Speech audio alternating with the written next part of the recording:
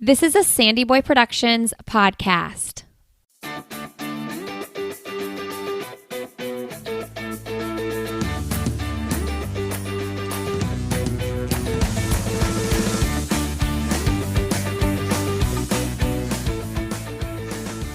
This episode of I'll Have Another podcast is sponsored by Athletic Brewing Company. Athletic Brewing Company brews delicious craft beer that just happens to be non-alcoholic. They have high-quality, flavorful, and award-winning craft beer. With only 50 to 70 calories per can, their brews fit into any beer occasion. Check out Athletic Brewing Company. Go to athleticbrewing.com and for 15% off your order, use the code ANOTHERATHLETIC15. Hey everybody, welcome to I'll Have Another podcast with Lindsay Hine. I'm your host, Lindsay, and I'm so grateful you're here today. Today you're listening to episode 319, and I'm talking with Sika Henry. Sika recently became the first African-American female triathlete to get her pro card.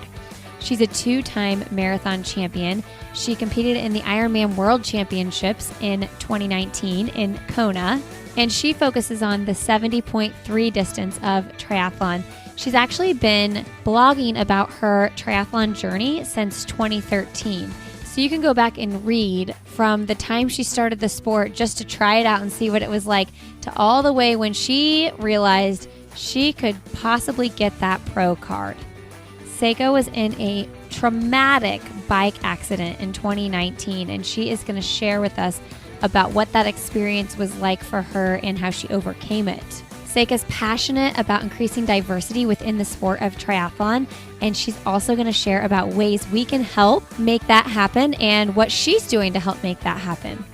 This was a really fun conversation, and I hope that you enjoy it as much as I did when I got to talk to Sika. All right, if you are looking for additional content from my podcast, I have a Patreon page where we put out episodes almost weekly over there. And right now we're doing a really fun series. We're doing a Patreon community series where I'm interviewing people who are part of the Patreon community.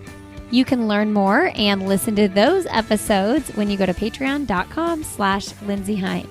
All right, enjoy my conversation with Sika Henry.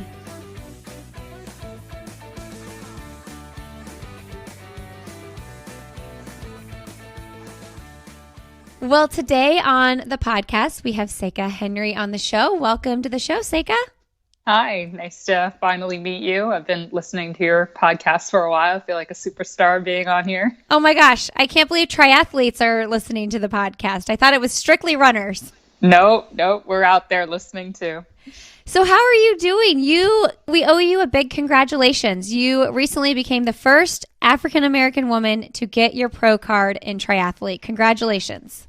Oh, thank you so much. Yeah, I'm still on cloud 9, I think, but it's dwindled down some.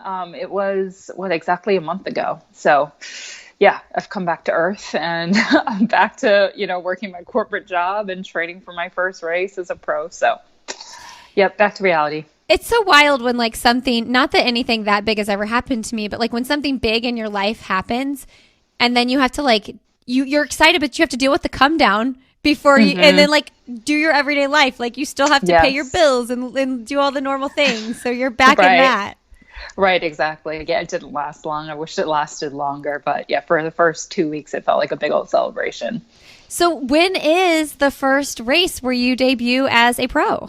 It is Sunday, June 27th, right here in Williamsburg, Virginia. So it's only about an hour from my house, which is pretty awesome because I can sleep in my own bed. My family can come out, and yeah, it's a half iron distance, and the Professional Triathletes Organization is putting money towards it. So there's a pro prize purse, which is cool. And yeah, it should be pretty competitive because there are so few races still right now because of COVID. A lot of the pro races got canceled this year. So I was lucky to find one right here. Well, yeah, and that's the crazy thing too, is that you accomplished this in these unprecedented, strange times where races were canceled for a long time.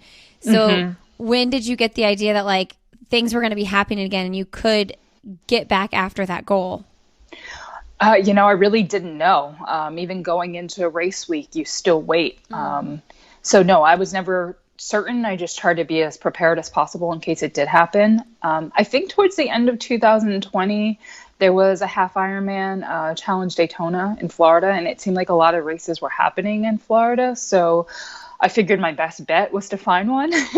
And I saw that there was Challenge Miami, a half iron distance in March earlier this year. So I registered for that one immediately. So I was banking on that one kind of happening. And then when it did and other races were going off, I think I was getting more confident, but until I was like actually at the event checking in, you just never know. Yeah, it's been such a crazy year. Okay, we got to hear your story getting into triathlon. I know you grew up a swimmer and then you did high jump. Like, I just listened to you on another podcast say that you debuted high jump in high school at 5'2", and I did high jump in high school, not well, but I definitely never cleared 5'2". Okay, well, but in my defense, I'm 5'10", so I'm not sure how tall you are, but I think that is a big difference. Yeah, I'm 5'6". Yeah. Okay, see, when you're tall, you got a little bit of advantage. I have really long legs, so I think that helped me out. But still, for your first jump ever, like, that's pretty legit. Yeah, well, the coach, I was a senior in high school. I had swam all 4 years. I was burnt out, didn't really feel like doing it anymore. And I'd always wanted to try track and field, but I was playing basketball and I could jump really high. And he was like, see if you can touch the rim of the basketball net. And so I did, like, probably had like dunking capabilities. Wow. It was crazy. So he's like, you should come out for a high jump. And I'm like, oh, really? I never thought of that. Like, I wanted to try sprints, but I never thought of field events. So yeah, I absolutely loved it. I liked the short stuff. I liked the 200, 400. And I had already gotten into Tufts University at that point. And it was a Division III program. So I'm like, oh, maybe I could be a walk-on and see how good I can get. So I contacted Coach Kristen Morwick. She's still the coach there. In fact, they just came in, I think, 5th place in NCAA's. Oh, cool. Just last week. Yeah. So, I contacted her. She had at the time, the high jump school record at Dartmouth. So I'm like, okay, she knows a thing or two about high jump. So yeah, it just worked out and I walked on, and surprisingly over the years, I just improved drastically under her. I, went to NCAAs and was an All-American, and yeah, it was beyond what I anticipated heading into college for sure. What's your PR? Do you call it a PR when it's high jump? Yeah, actually it's only 5'6", but for Division III, it's pretty decent. And I had good short speed, like I could run 26 in the 200. I think maybe 58 seconds in the 400, but I preferred field events over running. Running hurts. So yeah, I was never into the distance stuff at all. It does hurt. Isn't that so wild now though, that you're like, I mean, you've done Kona, you've done a full Ironman, but the fact that your main discipline, your main distance is like a 5-hour event.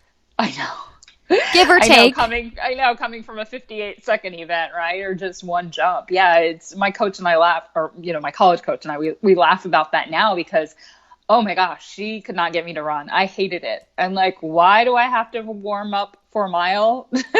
Like, just let me do the short stuff. So yeah, I didn't like it. I showed no aptitude for endurance sports or anything like that. But I think that just goes to show it's really a mindset and not necessarily all talent, natural athletic ability. Yeah.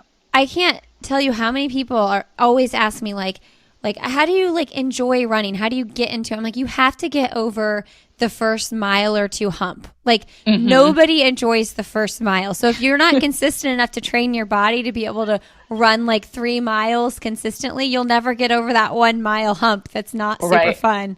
Yeah. Even now. Yeah. It takes a good few miles for me to get into it. I mean, even in triathlon, when I get on the run course, I don't feel good for at least 2 miles. My legs still feel heavy from the bike. And yeah, it takes a while. You just have to stay patient.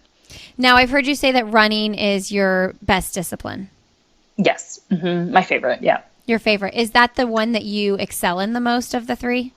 Oh, for sure. Yeah. Yeah. My swim, I mean, quite frankly, is horrendous. And I'm usually like coming out last of the water, like bringing up the rear. My bike is a work in progress. I think that I show some promise in that event, but it's still very new. I didn't learn how to bike until I was older, actually. So that I'm still figuring that one out. And then, the run now, for whatever reason, it just comes so natural to me off the bike. I can pretty much run the same splits I do in an open race, which is quite weird. Yeah. Tell us about like the mental game of a triathlon, knowing your strategy going in is that like, I'm going to have to pass people this entire race once I get out of the water. Yeah, it's frustrating. And it's really hard to stay mentally in it because you're just so far out and everybody's so far ahead. Yeah. But I would rather be passing people than Mm-hmm. getting passed. Mm-hmm. So I'm happy that it's the last event and it's something that I have to look forward to. And I'm really just focusing so much on my nutrition and making sure that I'm ready to like have a really solid run off the bike. So, but yeah, it's hard. And when you're that far down, you're like, oh my God, getting off the bike. I'm like, what is the point? Like, what am I even doing? I'm not even going to podium. Like, I'm really going to have to run my heart out. So, yeah, but I do. They probably know you're coming too. Like if you've been doing this long enough, they're like, okay, she's Right. going to be after me. Yeah. Even if I'm off the bike 30 minutes maybe ahead. Right. Yeah. I definitely have been known for my run. I'm really lucky that I partnered with like Hoka early on. So I think they kind of scouted that talent pretty early. And yeah, like I said, it's bizarre that I can pretty much run the same type of splits in an open run and the same off a bike. I don't know why that is. I think mentally I'm just so competitive that I'm willing to just bury myself in a hole to get there. Okay, yeah. So tell me about Hoka. When I was researching this interview, I was like, I didn't know Hoka was heavy in the triathlon space. And my husband's like, they were like the first big like shoe for triathletes. Mm-hmm. Like all the triathletes were wearing Hokas back in the day. So how did you get partnered up with them and what does that partnership look like? Yeah, it's funny. You're not the first to say that. Most people don't realize how heavily involved Hoka is with, like even Ironman. They're the main corporate sponsor for Why don't I Ironman. know that? I guess I need to interview more triathletes. No, I mean, even if you watch Kona on the Ironman World Championship, the run course, all the mile markers are huge Hoka inflatables. Okay. Stuff. So, yeah, they sponsor some really talented, runner triathletes and stuff. So, how did I partner with them? Gosh, it was back in 2017.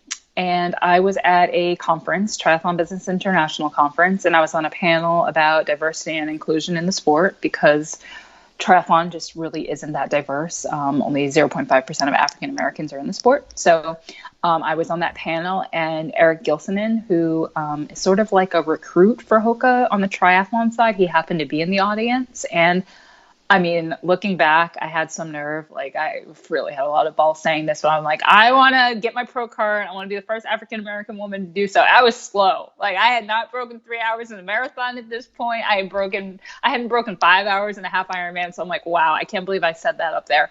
But yes, I went on and on about it. And I guess he recognized that competence and just believed in me. And I think more so believed in, how passionate I was about creating like a diverse space in the sport. So I think he was more attracted to that. And he kind of just pitched me to them. But he came up to me. I was wearing Nikes. And he was like, I was a Nike girl. And he was like, oh, do you want to try Hokas? I'm like, those big, ugly moon shoes? Like, no, I don't. Those are ugly. No. And he was like, oh, come on. Like, I'll send you a few pair, test them out, see if you like them. And yeah. First time I wore them, I wore the Cliftons, and I just absolutely love them, and I haven't worn another shoe brand since. Oh my gosh, that's so good. I just got my first pair of Hokas recently. I'm going to say it wrong. The Mach 4s, is it Mach 4s? Mach 4, yeah. Mach 4.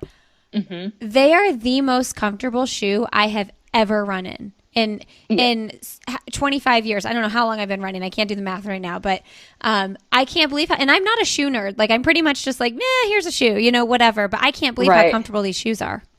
Yeah, I mean, most people, my mom too, she never tried Hokas until me, and I got her a pair of the Bondi, and that's all she wears now. She only wears Hokas, same with my dad. So yeah, if it fits, you keep with it. Yeah.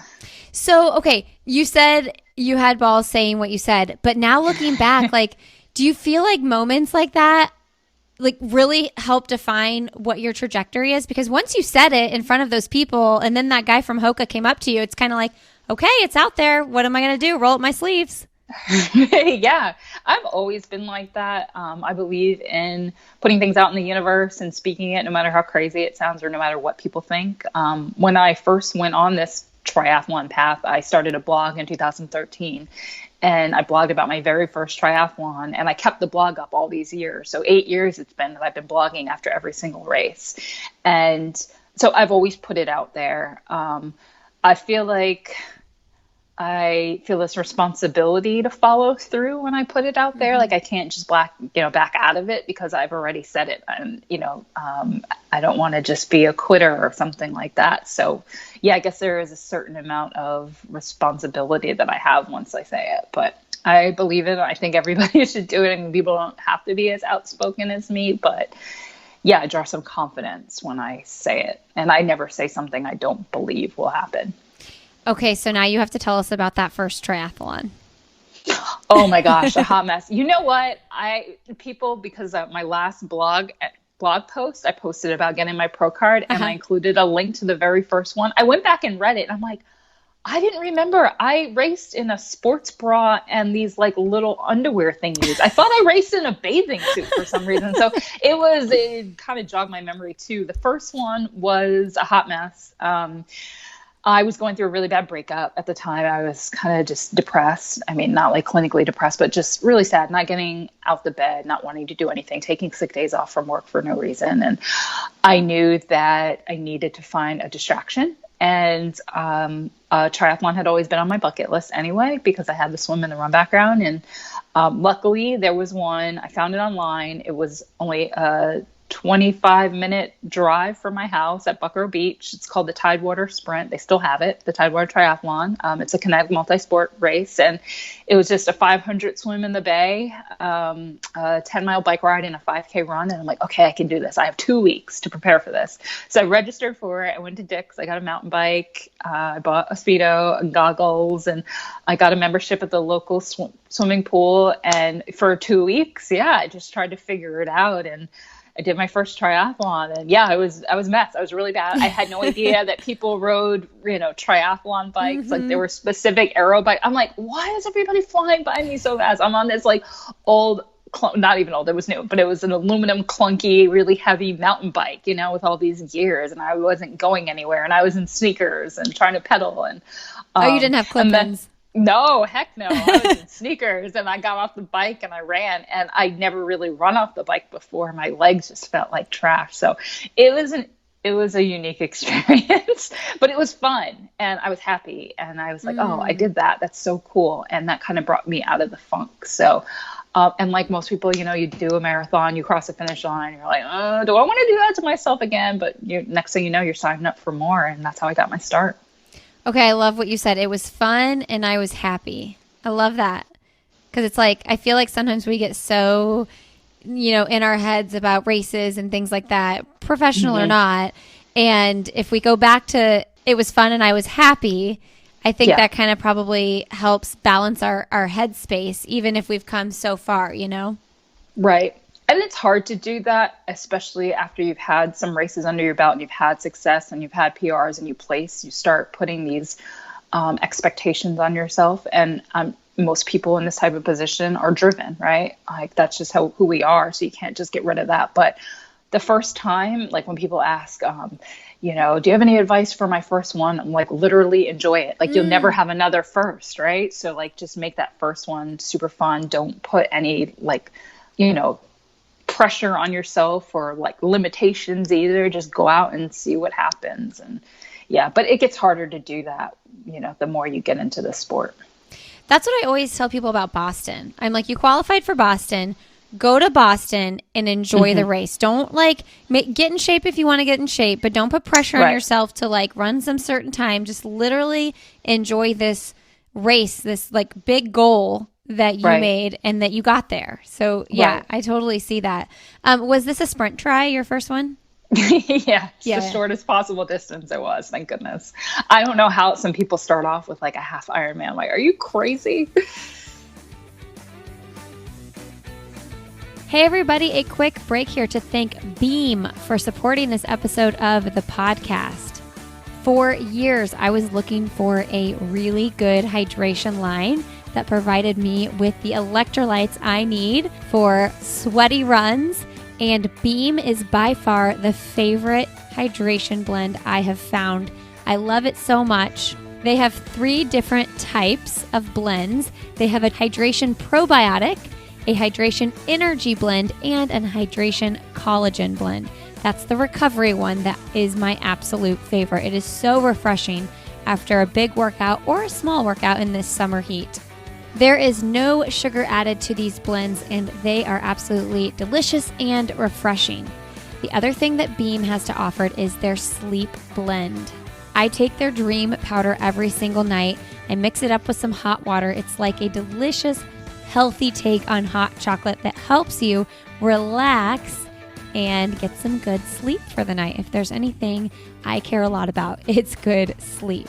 It's turned into my nightly ritual, and I can't recommend it enough.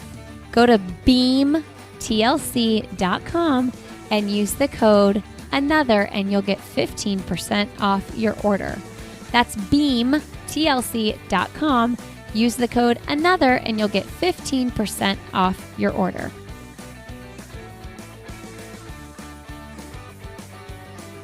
So I've only done 2 triathlons. I did a sprint tri and I did a half Ironman. Mm-hmm. And the sprint, I just remember it was open water, and I remember my husband had done them before too. And his first open water swim, he had a freak out. You know, he got 3 minutes in, and he was like, oh shoot, like I'm out here in the middle of this lake. And so in my head, I was like, calm and relax, and relax that whole time. Did you have any issues with those first open water swims?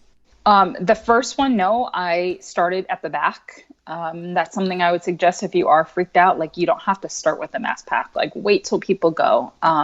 So yeah, that one, no. I think as I got more competitive and you're trying to draft off feet and stuff, getting kicked, and, you know, kind of when you're trying to go around the buoys and people kind of pushing you out the way and stuff like that, that does freak me out a little bit. But I anticipate it now. And I mean, you kind of have to fight back. Like, you have to get your own space. Like, if you can't just let people swim over you and push you around. So yeah, you toughen up after a few of them.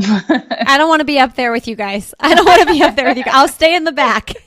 Yeah. Although I will say, though, the more competitive you get, though, you're more aware of your space and you're breathing bilaterally, and you're trying to stay on feet and draft as much as possible. So there's kind of like a science to it. Mm-hmm. Yeah, just like you draft on the bike, huh? Right. Well, I can't actually. I do can't. non-draft legal. Yeah, I don't do draft legal racing. Oh. Yeah, we have to stay, the recent race I did, you have to stay 12 meters back. So that's about 6 bike lengths. So, yep, it's not draft legal. So to get your pro card, and you were competing as an amateur, but to get your pro card, those were the rules. Yes. Well, you can choose different races. So, like, if you guys watch the Olympics, that's draft legal racing. Oh, really? Everybody's on a road bike. They're drafting off of each other and stuff. With triathlon, we're in time trial bikes, so we're just kind of meant to go straight. It's not very safe at all to draft in the time trial position. Your hands aren't on the brakes, and you can't have an unfair advantage on the bike. So you have to stay a certain, it depends if it's an Ironman race or a challenge race or whatever, but the challenge races that I've done, it's 12 meters, I believe. And it's about 6 bike lengths. You have to stay back from the person.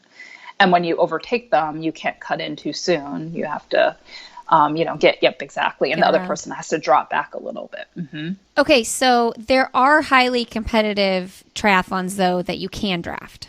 Yes, definitely. Like, you can go the draft legal route, like the college NCAA system is draft legal. Okay. Interesting. Mm-hmm. So why do you choose non-draft legal?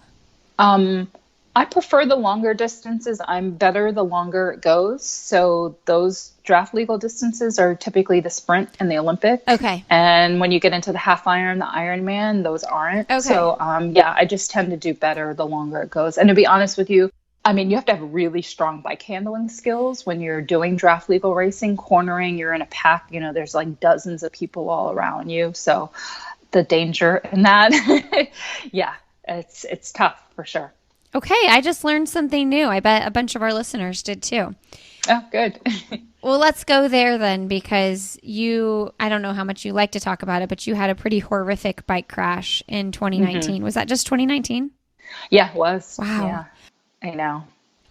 I always say, like, my biggest fear with especially long distance triathlon, I'm like, the bike training would scare me. It's like I know you crashed in a race, but like getting hit by a car would freak me out. So talk about that crash and overcoming and then be able to get saddle back up and get after it. Right. Yeah, that was one of the hardest things I've ever been through in my life. It's not that I don't like talking about it, but it's definitely still fresh. It really wasn't that long ago. I think people think it was so long ago, and I'm like, no, that was only April 2019. So, I think most people know the dangers that come with, riding on the open road. I sure am. I'm very aware of it, but you never think it's going to happen to you, right? Like you never think you're going to have such a devastating crash that you're going to wake up in the emergency room trying to understand, what happened. So, for me, my situation was I was competing at Ironman 70.3 Texas in Galveston, and it was a half Ironman. And at this point, my coach and I had been working together for a while, and he pretty much got me to an elite level. Like I was placing at every half Ironman I had done. I finally broke 1:30 in the half marathon off the bike. And so we thought that I was strong enough to maybe, have a great race there. So with triathlon in the amateur rank, that's a little different. It's not like with running where you start in the first corral. If you're really fast, you start at the front, and then it's slower paces, in the back. With triathlon, sometimes they group you by your age, and they give you an assigned time. So unfortunately with Texas, it's a huge race, about 2,000 competitors, which is big for a half Ironman. And I was in one of the last waves. And by the time I got out the water and onto the bike course, it was super crowded. And when you're back there and you're trying to get a pro card, like you're trying to get in top 3 overall, you're behind people who maybe it's their first one. Maybe they're on a mountain bike. They're just trying to finish, or they don't know the rules of the road, ride on the right, pass on the left. And I, of course, don't remember any of this, but I was told that I know that I was going over 25 miles per hour for my Garmin, and I was passing people, and another competitor in front of me didn't bother to look when they were passing somebody else, and they cut me right off. And I hit the median in the middle of the road, and I flew face forward into the pavement. I was completely knocked out. Luckily, my helmet saved my life. Right. Yeah. I mean, I just have no recollection. I wasn't really out there that long because my Garmin showed that I was going 25 miles per hour. All of a sudden it stops for a few minutes, and then all of a sudden I'm going 60 miles per hour. I'm like, oh, I guess I was in the ambulance at that point. Whew. But so yeah, I was only out there for a few minutes. But yeah, I woke up hours later. They had already done, X-ray, CT scan, just all this stuff. And when I woke up, I was having my face stitched back together. And I was trying to figure out what happened first. I thought that I had been in a car accident on the way home from the race. I couldn't remember the race very well, but I felt like, oh, they cut my brand new custom kit off that it was my first time wearing. I'm like, where's my kit? Why am I naked under the sheet? I'm trying to ask them, I'm wiggling my arms and my legs. I'm like, okay, I'm not paralyzed. They told me that I had been in a bike accident, and that, my nose, they were going over the things the injuries I sustained. My nose was broken. My teeth were loose. They had to do at least about 40 stitches to 6 sections of my face. I had severe road rash all over my body. And, I was just in shock. I asked to look in a mirror, and they wouldn't give me a mirror. So I asked for my phone, and I did a face, selfie, trying to understand. I'm like, oh my gosh, wow. I'm really, really messed up. Yeah, it was traumatizing. Well, and I say wow, because I saw the picture in your blog, and I can't imagine waking up and not knowing what happened and then seeing your face look like that, because it was very swollen and all those stitches. Right. Were you in an immense amount of pain, or did they have you on enough painkillers in that moment that you weren't?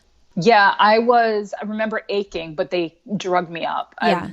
Even when I spoke to my mom, they took a break when they were trying to fix me up, and I spoke to her, and she said, I don't remember it, but she said I was very calm and I was explaining the situation to her. So I think because I was sedated, I wasn't really that emotional or crying. I think I was just trying to piece things back together. And one of my main concerns was my brain, neurologically being okay, because you hear of accidents like this, right? And the person's never the same, or they go through depression from concussions. And so, I was just worried more so about my health first and foremost, and making sure my brain was okay. Oh, for sure.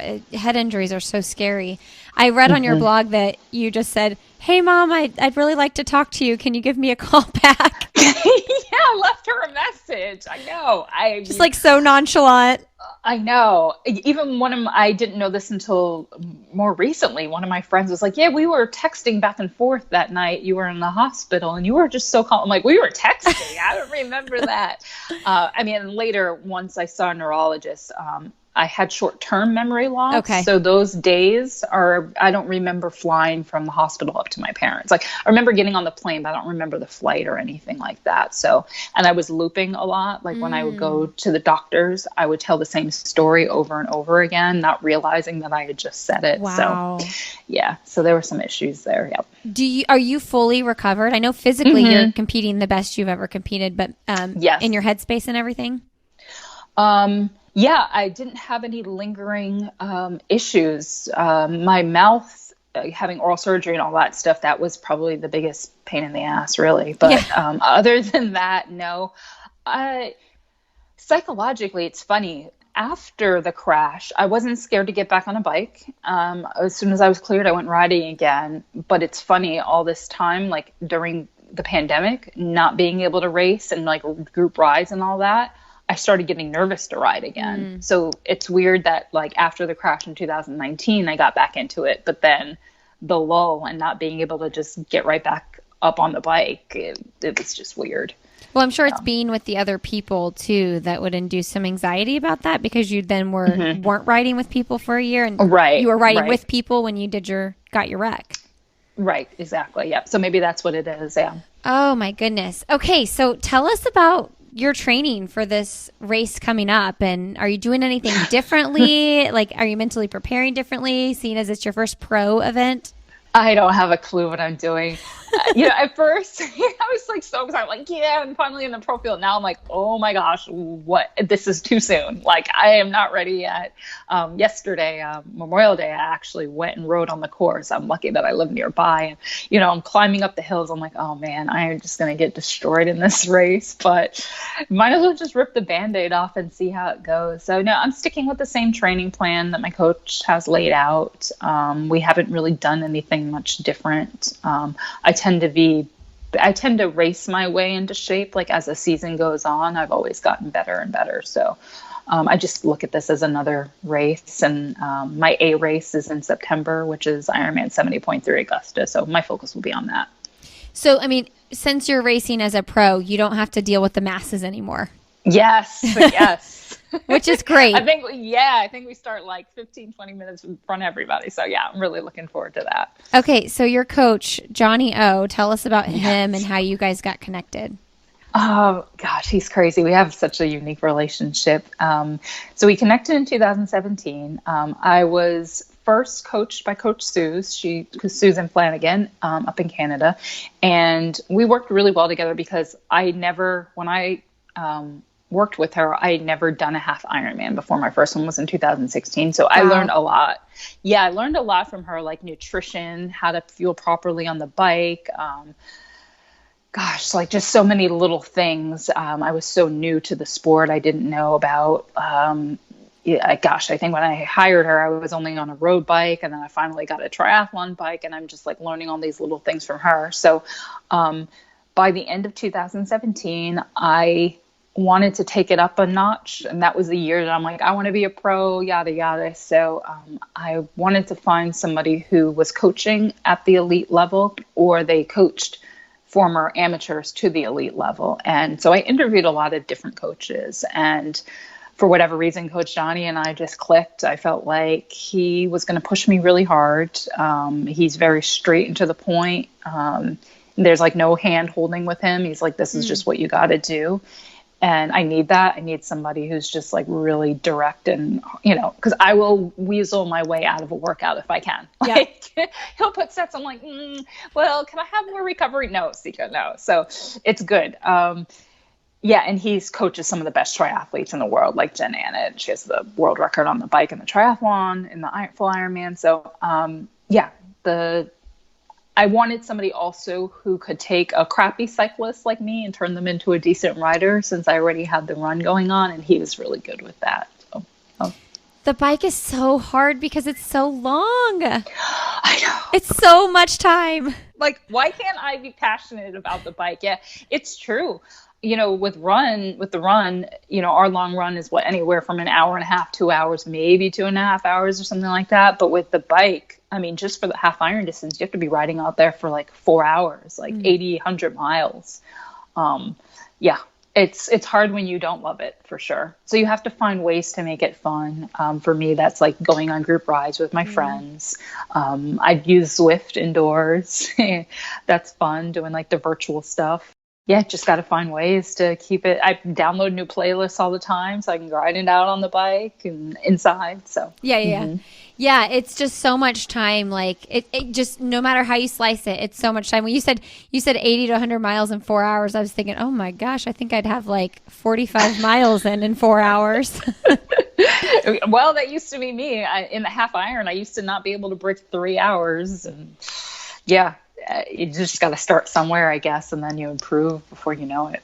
I always feel like I did the 1 half Ironman, but like in that experience for me, like I know how to work hard when I run. It is so difficult for me to train myself to work hard on the bike because it's such a long time, because I'm like, I could work hard for like 20 minutes, but then so it's like to sustain that and to figure out pacing yourself while still putting that effort forward. So that's what Johnny's clearly helped you do.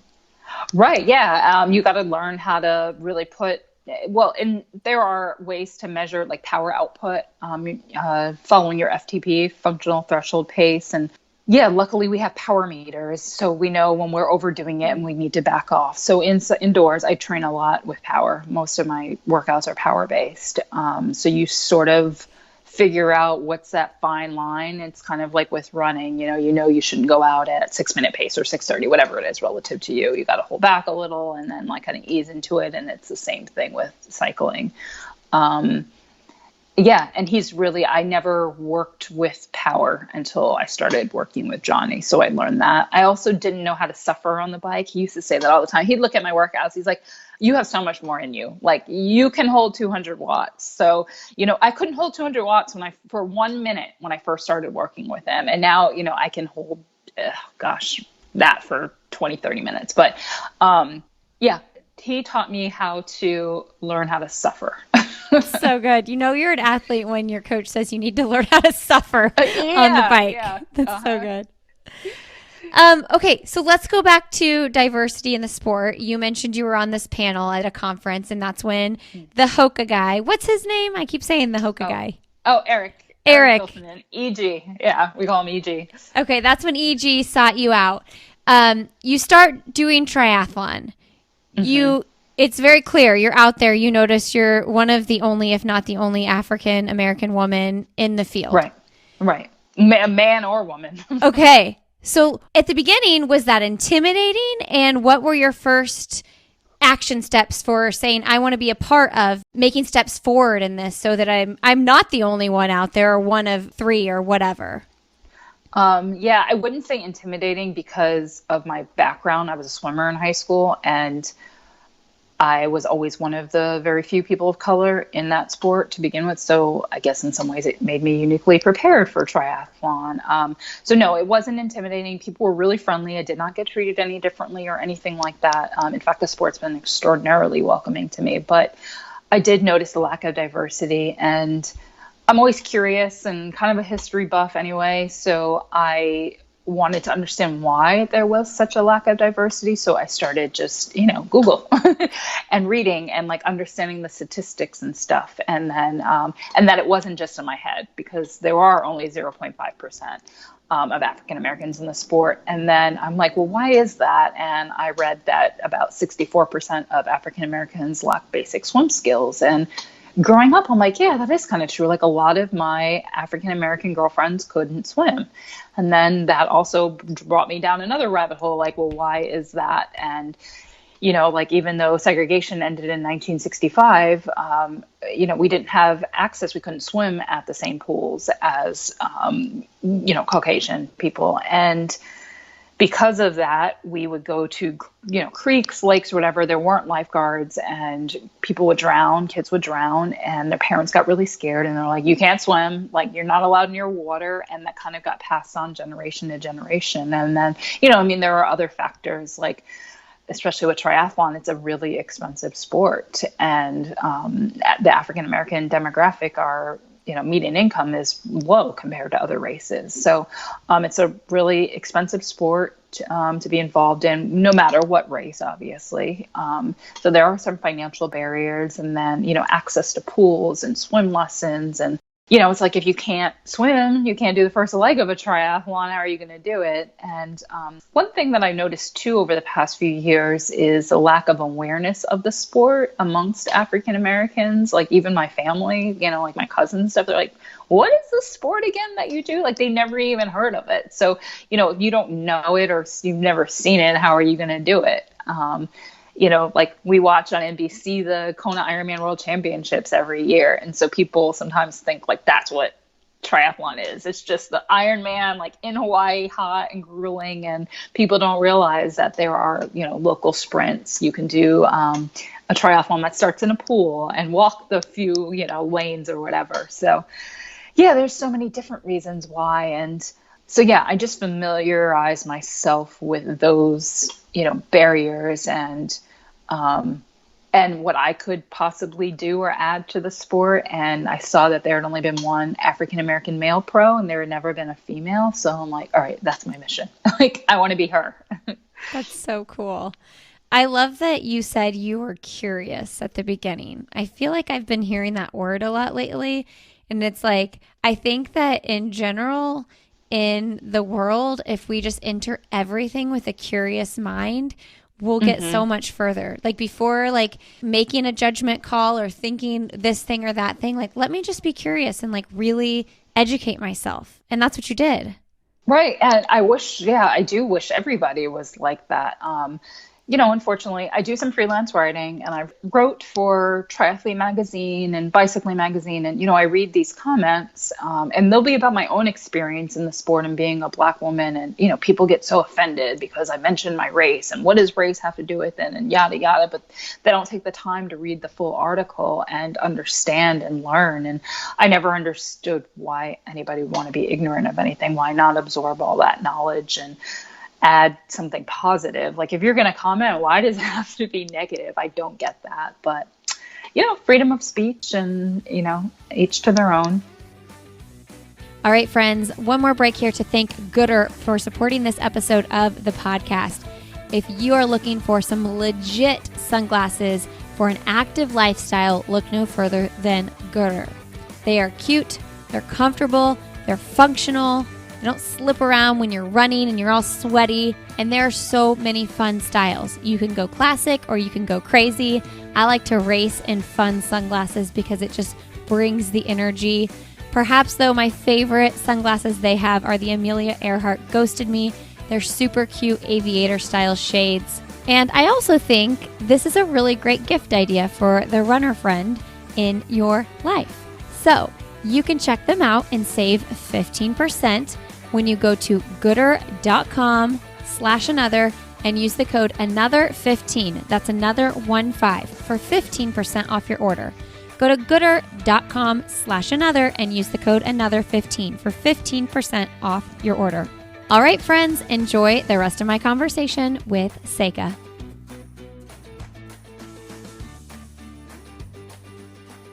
So what are things that you can do, that I can do, that other triathletes or runners can do to help raise the awareness and increase the diversity in the sport? Well, I think for me, looking at the big picture, so much of it has to be done, I think, at the corporate level. I think that there are a lot of organizations out there that have the funds and they could help support a lot of grassroots efforts. I'm involved with the National Black Marathoners Association, and they have a scholarship fund for African Americans coming out of high school who are long distance runners. And there are also like Diversity in Aquatics, Black Kids Swim. Like, there are really great organizations out there that could be doing so much more if they had the funds. So with some companies, they put out statements, especially during Black Lives Matter, that they were going to do X, Y, Z. And it's like, well, you don't even necessarily have to reinvent the wheel or like, stamp your name on something. Like, you can support these groups that are out there. So I think at the corporate level, there's that. And then at the individual level, like what you said, that curiosity and like keeping an open mind and not being judgmental, and understanding why things are the way they are. Like, just because segregation doesn't exist anymore doesn't mean that there was no after effect in 2021.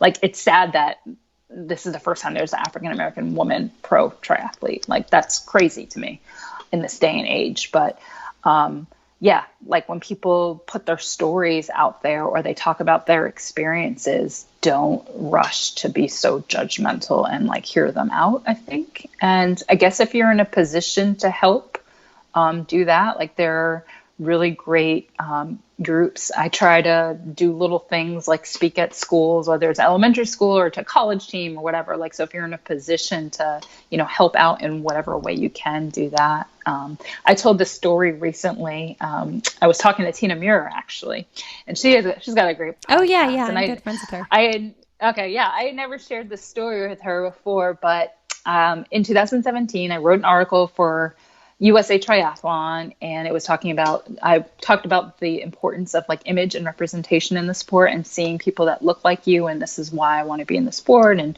excel at it. And the magazine went out, and one of the members of USA Triathlon, Michael Reed, he read the article. He's a white guy, and he emailed me and he was like, "What can I do?" pretty much. And I'm like, "Oh, nothing, trying to be nice." And he's like, "No, like, is there anything you need?" And at the time, I didn't have an aero helmet. So I was like, you know what? I really want one of those cool Giro aero helmets. They're like freaking $250, whatever. So he sent me one, and we kept in touch. Number one, that helmet is the one that saved my life. Wow. In Texas. What a story with that. Yeah. And he's also the reason why after my crash, 5 months later, I did Ironman 70.3 Augusta. My parents and we flew out to Augusta, met him and his wife down there. That was our first time meeting in person. And that was my first big race back after my crash. And I only fell short of qualifying for my pro card by like 3 minutes there. But it was so great having him. And it's been so wonderful, like being pretty much, we're like family now all these years. And it was all because he read this article that I wrote about diversity and reached out and asked how he could help. So, I'm Black, he's white, but he's my family. So that is so cool. That is the coolest story. Thank you for sharing that. Wow. Sure. Black kids swimming, I just keep going back to that and, the generational situation that you talked about, like back in the 60s and stuff. And it's like, an organization like that is clearly a grassroots organization that's trying to help break that generational cycle of Black kids not being able to swim. Right. And like erasing the fear of the drowning and things like that. But like, what else can be done? It's, because in 2021, it should be equal. White kids and Black kids should swim the same. Right. Yeah. I totally agree with that. I think that there are companies that are trying, Ironman, the brand Ironman. They just came out with Race for Change is what they're calling it. And I know at Ironman Tulsa, they collaborated with a local swim club out there, and they're giving kids free lessons. So there are organizations out there doing what they can, I think, and that's what it takes. It always comes down to money, I feel like. Really, truly. It does. Even with me, and it's if it wasn't for the companies and the individuals that have supported me in this sport, there's no way that I would have reached this level. Like, I'm lucky that I put my story out there and people gravitated towards it. So after my bike crash, I ruined my Scott bike. It was very expensive. I can't just shell out 10 grand for a new cut, But luckily, I shared those photos. I put my story out there, and Cervelo was wonderful enough to say, we'll support you, get back out there. And they sent me a brand new P3X. Wow. And Head Wheels. Head is run by Annie Head, female. And she also was like, how can I help? And she sent me custom wheels to go with the bike. So it's little things like that. if it wasn't for the help and support of like organizations and individuals that are in that position, I wouldn't have gotten to this level. And I'm trying to figure out in my own way, like, how can I give back? I'm still trying to work that one out. But for me, I think now that I'm partnered with so many companies, every year we get new wetsuits and yada, yada. So it's like, I have all this equipment at my house, and now, I move on to the next brand new thing. So it's like, well, how can I give the equipment that is still great and sitting in my basement? How do I give that to, another athlete? So just trying to brainstorm. I love it. Yeah. Like you starting to write your blog alone in, what was that? Did you say 2013? Yeah. 13, yeah. 2013. I mean, just the amount of people that you've reached just from that before you were even pro.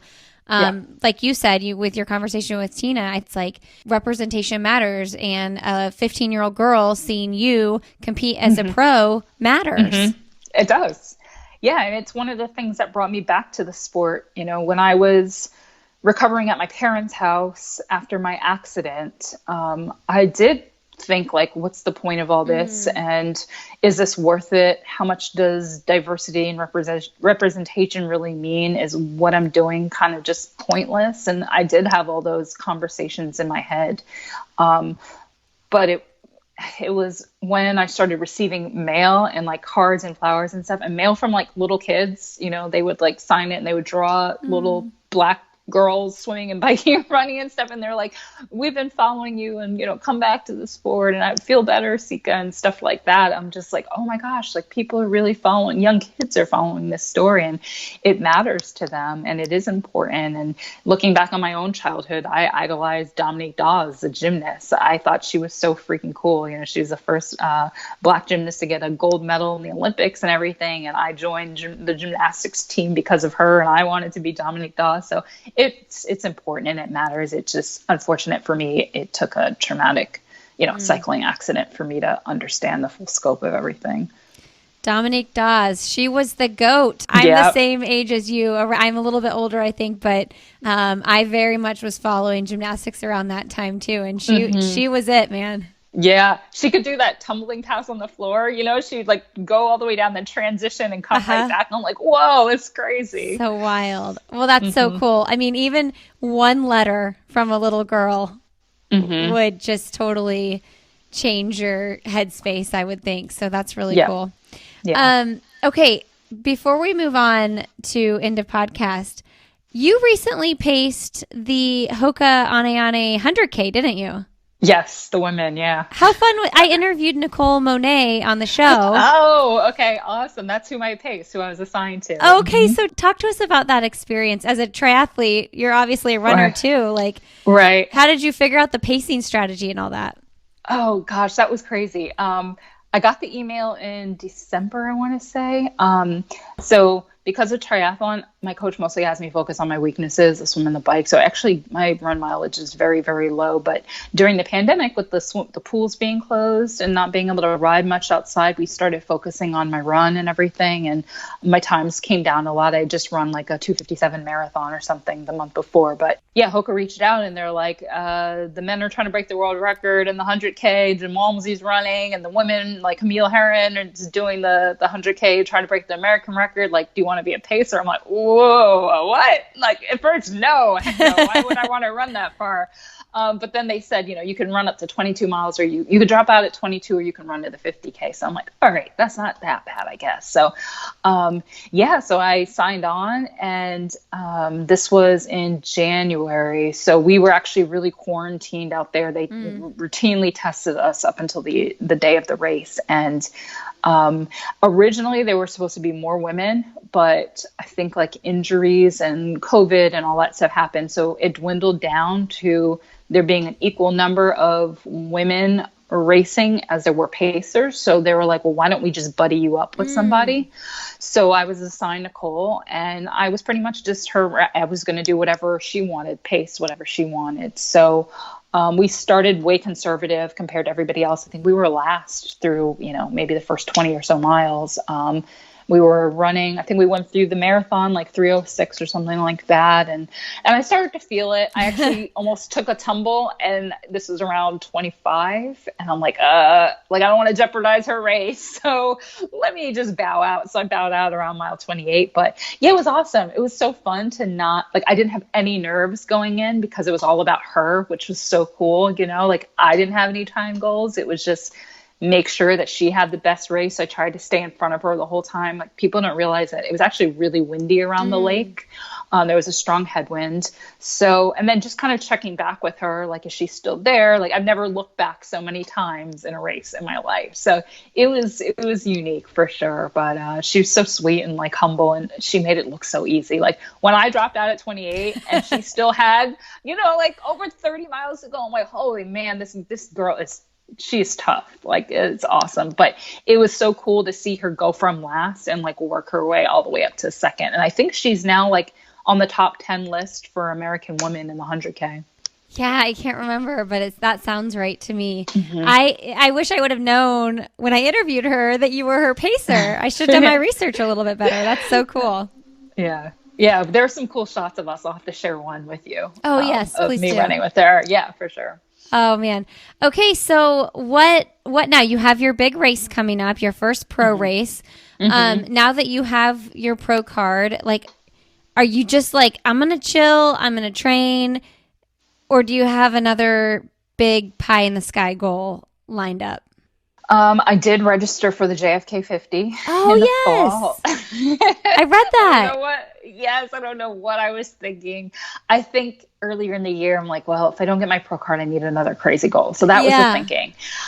So I did sign up for that, and I would like to do well in that. But other than that, I really don't know what's next. I'm at this weird place where, like, I've been chasing a goal for so many years, and now that it's finally happened, I do feel a little weird and directionless, and I'm such a goal-oriented person, so I do want to figure out what's next. So yeah, mentally I'm struggling a little bit with that, but I think it's natural, so yeah, I'll just let it come. I'm not going to rush it, but yeah, do this race, see how it goes, and then I'm going to do a half Ironman in September and JFK 50 in the fall, and see what else is on the horizon, but we shall see. So I heard you mention you're not really a high mileage runner, regardless of triathlon. So like when you train for the 50, will you still be like doing plenty of biking and swimming, or are you going to take a little bit of a break? No, I will probably still do plenty of biking and swimming. I seem to benefit a lot from the aerobic, like all the stress on your lungs from swimming and stuff like that. I just seem to excel. To be honest with you, when I first got into running, I couldn't even break 20 minutes in the 5K. It wasn't until I started getting into triathlon. It was like all that swim, bike, cross training. All of a sudden my, run time went from 20 minutes to 18 minutes, like seemingly overnight, it seems. So no, I'm going to let Coach Johnny work that plan out. I'm sure he will cut back the long bike rides that I do. And then I don't do 20-mile runs on Sundays or anything like that. So I'm sure we'll incorporate that and cut back on the bike. Do you think that'll be refreshing? I feel like that would feel refreshing after those 5-hour bike rides. I wish that was my next race. Yeah. Yeah. Yes, I am definitely looking forward to it. Oh man. Well, this has just been wonderful. Tell me what's something professionally or personally that you would like to do. Well, we kind of just talked about this, but you could be personally too. I saw on Instagram that you want to start traveling more. So what's something you'd like to do that you haven't done yet? Have more of a life. This goal has taken over so much of my life. I haven't had much of a social life, and I've had to say no to just happy hours and stuff like that. So yeah, I'd like to just kind of have a little fun this year. And yes, I would like to travel more, especially with my family, and with the world kind of opening up again. So travel more for sure, and hopefully do more speaking engagements with kids. I like volunteering in that way. It's really fulfilling for me. So I hope to do more of that. I know your family, you guys are super, super close. Do you live nearby? No, they live Oh, right outside of New York City, but they still just put okay. their house on the market and it looks like they're moving down to the DC Richmond area. So we'll see. Fingers crossed they'll come closer to Nice. me. Mm-hmm. Yes, that'll be huge. Not a plane ride, Mm-hmm. a 3-hour car ride, something like that. Yep, exactly. Oh, Mm-hmm. very exciting. Okay, what is the best, most recent book you've read? Mike Riley's book. I can't even think of the title right now. He's the one that says like, Sika Henry, you are an Ironman. So yeah, I'm really enjoying that one right now. Okay. Tell me what, I'm sure you've met him in person. Is he like what everybody says he's like? Yeah, well, I don't really remember because it was at Kona at the Ironman World Championships, and I was delirious when I crossed the finish line. Yeah. But yeah, no, we've chatted. Yeah, he's super confident, super passionate, and just like really bubbly and friendly. Yeah. I mean, you have to be out there for that many hours, yelling every single person's name as they cross the line. And in his book, he talks about how he literally he says everybody's name so he makes sure he gets it right before the race, and he reads people's stories and stuff, so when they cross the line he actually is so familiar with them, like he remembers their name, he remembers some like little tidbit about them. I mean, Wow. just he's incredible. Mm-hmm. Wow. Yeah, he's kind of like, I've never even done an Ironman, but I like know his name from like the one time I did a half Ironman. He's Yeah. famous in the triathlete community for sure. Yeah. Okay, if you could have coffee, tea, or cocktail with someone fun, motivating, or inspiring, who would it be? Oh gosh, that's a hard one. um Serena Williams, I think. Yeah. She's been in such a unique situation, like race wise and at the top of her game, and just gender everything. I would want to just pick her brain about how she handles all that pressure and still performs at like such a worldly level. And I just think she's really cool. I just saw Lindsay Krause just tweeted an interview clip. Some reporter asked her like I don't know, kind of a negative leading question. And she was like, that wasn't very nice. Yeah. You should have been out there. Did you see that? I haven't, but that doesn't surprise me. Yeah. She's hilarious. She just like, I think you like see her thinking about how she's going to respond to his question. And then she's just like, or maybe she's like, that wasn't very kind. Right. I know. Just going to just tell you exactly how that question made me feel. Yeah. It's good stuff. Yeah. Okay. What is your last message you want to leave to the audience today? I love the quote, always believe something beautiful is going to happen. I think that you just have to keep working at it. Like nothing's ever going to come easy. And even if things don't turn out the way you want them to at that moment, so much good can still come from it. Like with my crash, I regretted it so much. And I'm like, oh, I hate it. But I've met so many incredible people and stuff because of it. So I just try to find like the positive or like the beauty in things. I love it. Thank you so much for coming on the show. Of course. Thank you for having me. I appreciate it. Okay, everybody. Thanks so much for being here today. Thank you, Sika, for coming on the show. You can find her on Instagram. She is Sika Henry over there. You can find me on Instagram. I am lindsayhine626. The show notes to this episode are at lindsayhine.com. If you subscribe to our newsletter, you will get the show notes directly sent to your inbox every single week, where you get links to the books, anything we talked about, as well as sponsor discounts over there. And if you'd like to just be added to our newsletter without going to the website and subscribing that way, shoot my assistant Emma an email, emma@sandyboyproductions.com, and she will get you added. Big thanks to Athletic Brewing Company for supporting this episode of the podcast. If you are looking for a non-alcoholic, delicious beer, go to athleticbrewing.com and use the code ANOTHERATHLETIC15 to get 15% off your order. All right, friends, thank you so much for being here. Have a really great rest of your day. And as always, I will see you next Friday.